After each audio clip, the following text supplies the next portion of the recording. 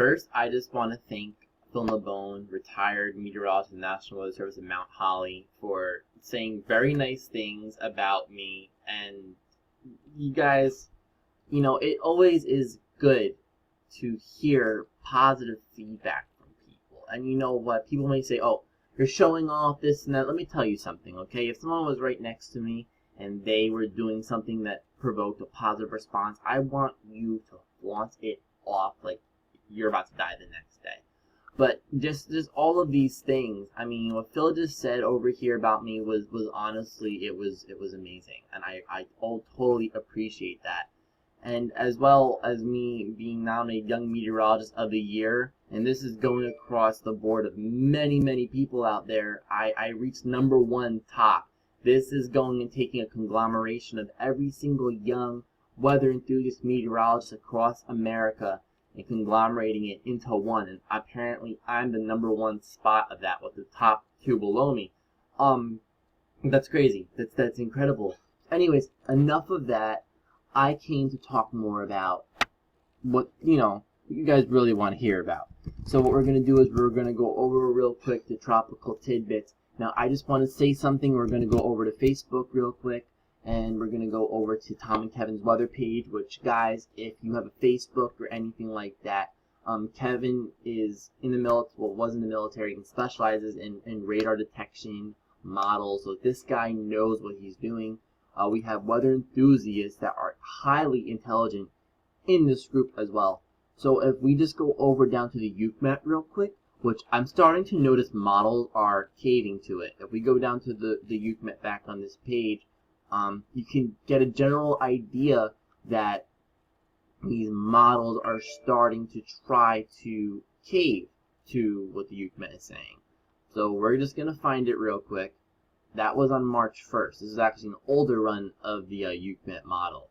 I had the other one around somewhere. I think it's on my Twitter page. But even this older run, I mean, the general idea is to be somewhere around central New Jersey, Long Island, southeastern Pennsylvania, South Jersey, North Jersey. So this kind of gives you a general idea, but I need to find a newer run. I need to find a newer run of it because I posted it. I posted it somewhere on here. And if I can't find it, well, then that sucks because it's on here somewhere. And if it's not on here, then we're going to check the other page. Oh, wow. Okay. Okay, it just disappears. It just disappears. Okay, so what we're going to do now is we're going to see on another page that I'm a part of to see if it is on there as well. And if not, then, yeah, well, it's not. Seriously, my phone should not be going off right now. Aha! Found it. So this is the UKMET, okay, a 12Z run. It generally has central North Jersey really getting hit good. This includes southern New York State, eastern Pennsylvania, western Pennsylvania, Long Island. And now we look over at what models are showing now. Look, right here. Right here, central New Jersey, Philly, going up to Long Island, New York City. I mean, things are looking better for you guys getting your heaviest snowfall this year. Now, I don't like skipping storms. The Tuesday storm, honestly, still has to come through. I'm not really going to make a map about it because I don't think it's that significant to me. If people don't agree with that, well, I don't really care. I like to go over storms that I think that are really going to make a massive impact. Because storms like this, when they go over to plain rain like that really quickly, there's other people that can catch onto those kind of forecasts. I just don't have the time to always do that, nor do I always want to. So anyways, going back to this over here, models are starting to cave over to what the UKMET idea is. If we look over to the ARW, look at that right there. Whoosh! I mean, come on, look at this. Do you not see how deadly close this is in that consistency? Central New Jersey, this looks like more and more that this is going to be your storm. And if we go over to my map, I pretty much have going at least, I would say, Vinland, New Jersey northward. Looking at the purple area, I think this is really what we have to zone in on. Now, that's not to say that the blue areas might not get the heavier snows. I'm not saying that's not going to happen. but you have to understand something, okay? The heaviest snows could be up in this area over here, or they could be down in this area over here. But the purple area, I think, is the general consensus that I have. Garrett Bastardi is also kind of with the general same idea as well. This Garrett Bastardi is Joe Bastardi's son and a great friend of mine as well. We kind of pretty much are on the same page, though I'm not putting snowfall totals this far out. Even my previous thinkings before, the general axis actually has been very, very, very similar, especially for the New Jersey corridor area. Okay, so basically the GFS model, what it's basically trying to do, and if you watch this very carefully, okay, Tuesday system blows through. Now we get into Wednesday. Look at these two high pressure systems. You have to ask yourself, why is a storm being shoved further south and east? Why is it being strung out? Look what's going on. You have two high pressure systems that are just barreling in, pushing pressure in these areas, and you can clearly see on the isobars, and it's shoving it further south and east. I mean, you go from 1037 millibars to almost 1050 millibars of overpowering high pressure systems. And look how the high pressure is just going kaboosh as it's coming south and eastward, okay? Keep in mind that your southeast ridge is also pulling away. This gives more room for the storm to push further south and east.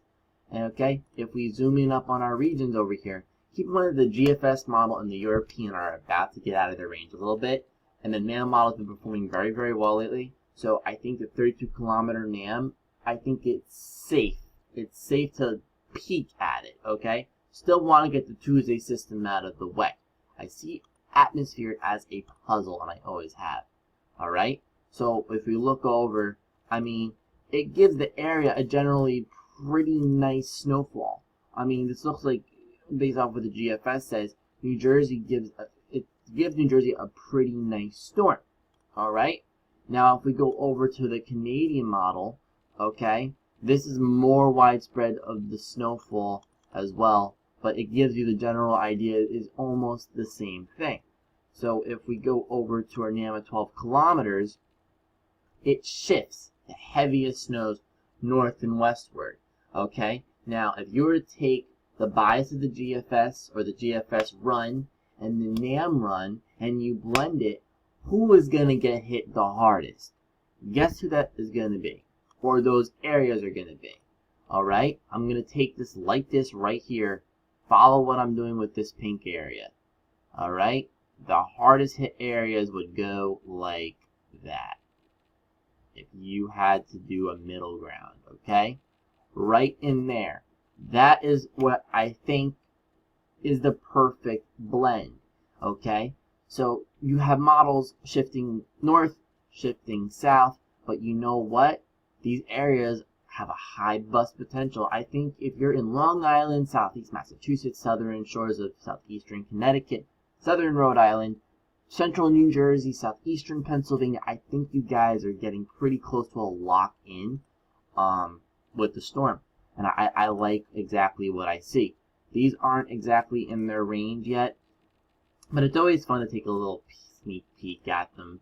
And the time frame of the storm isn't there yet as well. With the RGM as same thing, the RGM is still got to come around and bring that up like this. So guys, just understand that Thursday storm, we have to still wait. I'm not going to say who's going to get 6+ here and there. The National Weather Service, WPC, a good idea. We all think that, again, your main focus corridor, okay? And remember, I'm northeast weather, but I'll still cover other areas as well. I like this corridor like that, okay? Dragging it like that. Right there. That is the zones you have to watch out for, okay? That's the end of my video. I will look at the MJO teleconnections, but it's really not going to make much of a difference. However, I will say one thing, okay? If we do go back over our now at 12 kilometers, we have to ask ourselves, why the shift north? Very, very, very simple. And I have not looked at this model yet, but I'm going to make an assumption to the southeast ridge. Am I correct? Well, let's pull this out a little bit more so we can get a good general consensus idea. What's going on? Why so much rain?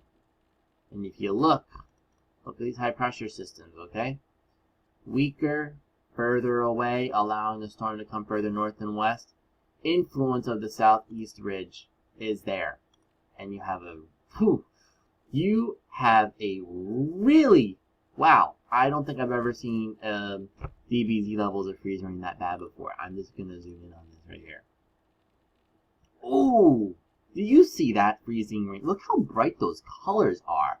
That's horrible. That would just be just nasty. Just watch this. Oh, that would be disgusting. But I don't think that's going to happen. I think the southeast ridge, I do not think it's going to shut a storm too far north. I think the high pressure systems are probably going to, if anything, shift the thing more on the south end than the north end. And if I had to take the previous study of the teleconnections and the MJO, mostly teleconnections, I'm favoring a more south and east push than a north and west push. So, yeah, that's all I have.